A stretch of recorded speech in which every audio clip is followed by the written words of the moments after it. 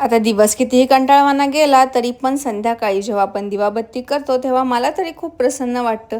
देवांपाशी बसलं की जरा हलकं हलकं वाटतं आणि जरा फ्रेश वाटतं.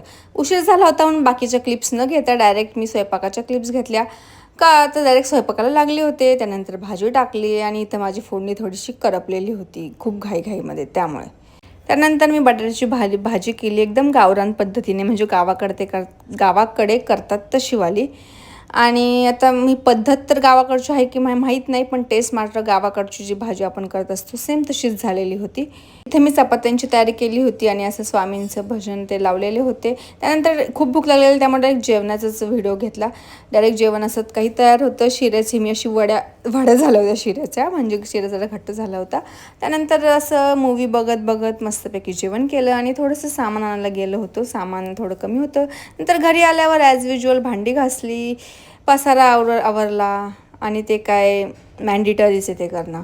त्यानंतर ते झाल्यानंतर म्हटलं झोपताना स्किन केअर म्हणजे मॉइश्चरायझर वगैरे सगळं लावत होते. तर असा काहीसा फोड आला होता जो कधीच येत नाही. मे बी अष्टगंध जे मी लावते त्याची ॲलर्जी झाली होती. मस्तपैकी स्किन केअर वगैरे केलं. स्किन केअर केल्याशिवाय मला झोपूच वाटत नाही, म्हणजे सवयच लागली इन द सेन्स लावली आहे मी ती स्वतःला.